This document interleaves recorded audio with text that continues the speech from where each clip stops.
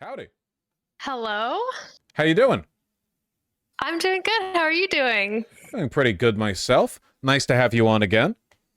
Yeah, it's nice to be back on. It's been so long. Please reintroduce yourself to the fine people in this community and tell us what you're doing here. Hi, I'm Cam. They, them pronouns. I am a longtime Vaush viewer, and I got involved with Progressive Victory back in 2022, and now I am part of their staff and working to keep PV moving and grooving throughout this big election cycle with a lot of things going on. But yeah, that's who I am. I do like How are it when things things going over? are moving and grooving. How are things going over here? Well, we've got an election coming up so bad. A lot of spiritual harm being done all across the country. I mean, you know the deal. Even if the outcomes are good, spiritually the vibes are rancid. But we're making our way through it as best as we can. I hear rumors that Progressive Victory may or may not, I hope this money's not going nowhere, be doing an event up in Wisconsin quite soon. Potentially, maybe. Who can say? I think the rumors are that it's the 5th and the 6th, and that we're going to be knocking on some doors in a key swing state. But, I'll neither confirm nor deny. Yeah, it might be up in the air. Gotcha. Really, though, how's the ground game going? I mean, I know that right now there's canvassing work being done in a wide variety of states. Obviously, there's the event in Wisconsin. There's phone banking being done broadly. How are people over at PV feeling with all this distributed work? Yeah, feeling great. And, Wisconsin is one part of it. Phone banking is another. And basically, PV, we're focusing all of our efforts on these places where we can make a difference. That's something about when you're donating to PV, when you're volunteering with PV, we are really focused on these races where it comes within a couple points, these states where, we could really make a difference. So, the Wisconsin event for sure. If you're in the area, obviously, please feel free to come out. But anywhere that you are, if you want to help us with phone banking, we've got, we're phone banking for Mary Peltola in Alaska, who very key swing competitive sort of state to make sure she gets reelected, was Republican for a few decades there. And recently so trying to went keep that blue. Ranked choice, which has led to some very interesting outcomes. Yes, we want to support our leader in ranked choice, Alaska, and as well, we've got this really interesting phone banking going on for voter protection, and I think that this is something that we've all kind of seen. We all know what's happening. The Republicans are going to try and claim that the election was stolen. They're going to pull all sorts of shenanigans, like we've seen it happening, right? I mean, I know you've covered this. Yeah, I just made the point too that like it feels a little bit corny repeating it over and over because sometimes it feels like you're playing into the kind of alarmism that you're used to seeing from the right. And it's not, of course, it's not alarmism if it's real. It is going to happen. They're already trying to steal the election. They're already removing people from voter rolls, getting rid of ballot drop boxes, disenfranchising people at every turn. It's not a conspiracy theory. It's just difficult sometimes, I think, as like suave, cynical internet politics people to maintain the level of energy that is appropriate to the severity of the situation. Yeah, it's it feels that way, but it's no longer, conspiracy theory. It's a concerning reality. But if we want to make a difference in that, we have these awesome voter protection phone banks going on. So we're calling people, and these are people that are regular voters. They've voted before. They are just marked as inactive currently. Maybe they didn't vote in the last couple elections, but we call them up. We just say, hey, we're trying to get ahead of this. If you can just check your registration, or we can help you out with that, you'll be marked as active, and there will be no way to contest your vote this election. So we're doing them a service. And if you don't mind, if I can take like a minute to just dispel some phone banking myths, I feel like that come up a lot. Yeah, so we have a lot of first-time phone bankers, which is incredible. And some of the questions that I hear a lot is, is there going to be training? We are not just going to send you a list of phone numbers and tell you have fun, good luck, That's not how we roll. Whenever you join a phone bank call, you're going to get training for like the first 15, 20 minutes.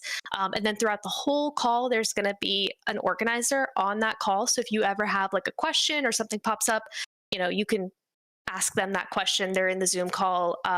You can talk to them. We are, for a lot of these phone banks, we're using a dialer. So, I personally care about my safety online, and I don't want to, put too much information out there. And same thing with like, I don't want to be calling randos with my phone. So we have like a dialer system. So you basically call into the dialer, and then the dialer calls out to the voters, and all the voters ever see is like a pre-selected campaign phone number. So if they call back, they're calling back a campaign office. They're not calling you back. They don't know you. There's a script. We walk you through it.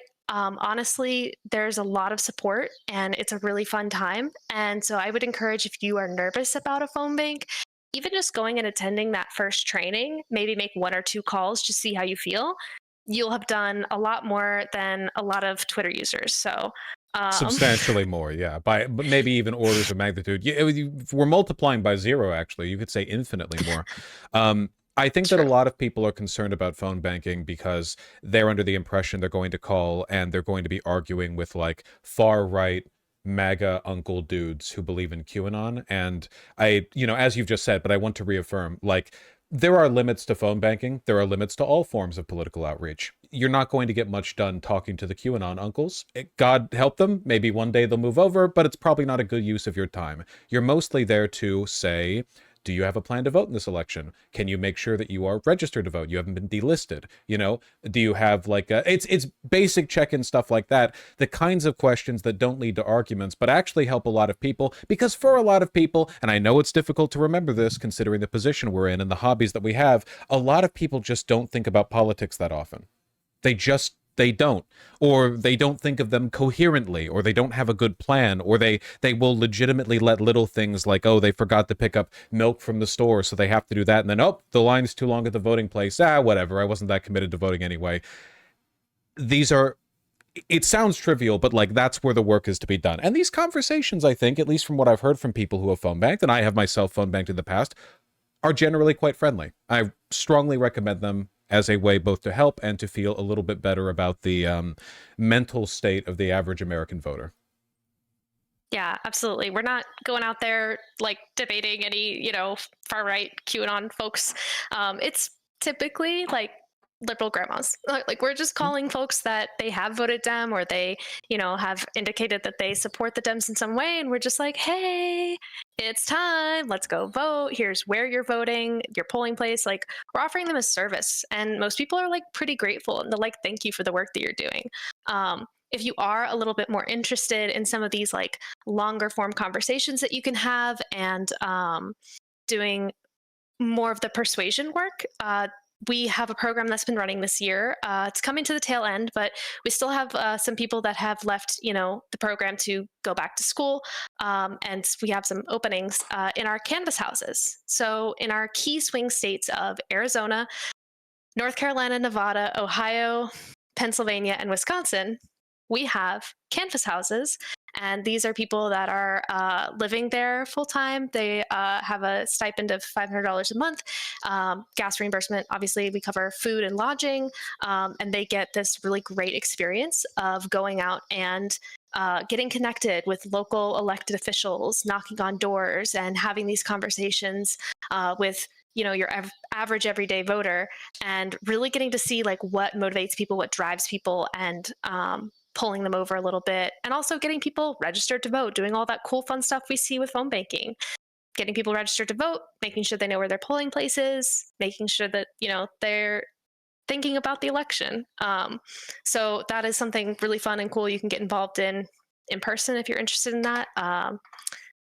Yeah, there's a lot of really, really cool stuff to get involved with. 100%. It's, I know of multiple people who have springboarded off of the work they've done with Progressive Victory to get involved in other campaigns. It is enormously helpful work. And the election industry, the money that cycles in and out of the the process of getting people elected, it's larger than it ever has been by a massive amount. And one of the most difficult things to find if you are a, say, Democratic political candidate who's trying to win in a, purple district, one of the most difficult thing to find is local canvassers, campaign organizers, good volunteers. It's easy to find any volunteer, people who stay for a weekend, but the skills that you develop when you get some practice in, you can very, very quickly become like a treasured asset in some of these key races. Not just work for the election cycle, leaving aside the fact that there are always, there's midterms, there's special elections, but the consultancy work and the being on board, being on a retainer, work that you can do for a political campaign. I mean, it's good stuff, folks. I'm not here to build your, I'm not here, building your Bitcoin wallet or anything. Like, the work here is about helping Kamala Harris get elected, but it is a good life path to get involved in. It's not just a sacrifice on your end. Yeah, for sure.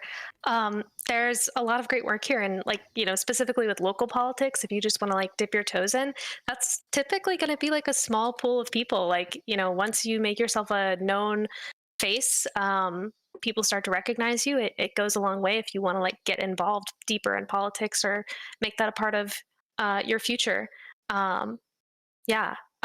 One other thing that specifically Benjamin has pushed me to discuss. So, oh no, guys, I need y'all to keep donating. I need y'all to get me that 1 week ban. I'm counting on it. That's the specific goal that I wrote in there personally. It's 2 weeks if they do enough, and he's really fought for it. Come on, y'all got me. 2 weeks. We can do this. I feel like we can do this.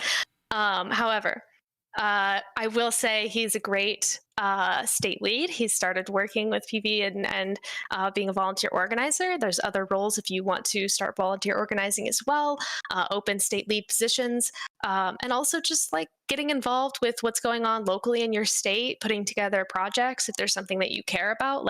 We love when there's internal proposals for a local race or something that you really care about that you want to get more people involved in. So joining the Discord at progress.win, great way to find out what's going on in your state, is attending your state meeting. We've got some cool, awesome people. And then we also have Benjamin. Sorry. No, pile it on. In all seriousness,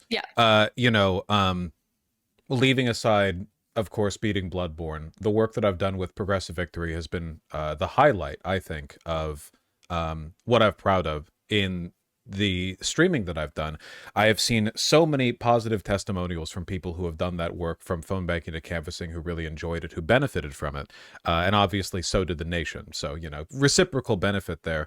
I'm really happy to be plugging PV, not quite shilling because I'm truly involved in the cause. I'm happy to glaze PV. And I'm really hoping we can get the highest donation goal right now is that I'll do VTubing. And I'll do it proper. I'll get a nice, I won't just scribble it, I'll get a proper rig. Maybe PNG tube, because I know you need 3D cameras for the VTubing thing, and PNG tubing has advanced significantly since its debut a few years ago.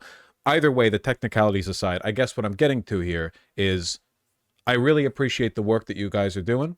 And Cam, thank you for coming on to remind my audience that Progressive Victory isn't just a fever dream I cooked up, but is actually tied to real people with real, with real intentions. Absolutely. And thank you so much for being such a champion of PV and, promoting this to your audience. One last thing I want to mention, we have merch out. So if you are interested, if you want me to send you some merch or whatever, or if someone wants to donate and get something in return, you can go to progress.win/merch. It's all there. We're going to be doing some exclusive drops of different merch before the election. So be on the lookout for that as well. Sure, I gotta get on that. But yeah, let's get this VTube, guys. Thank you very, very much. And yeah, God willing, it'll be good on the back end too. Anyway, it's nice to have a VTube rig, cooking in case I got a zit in my forehead and don't want to actually appear on camera. There you go. All right. Thanks so much for having me on. Take care, and thank you.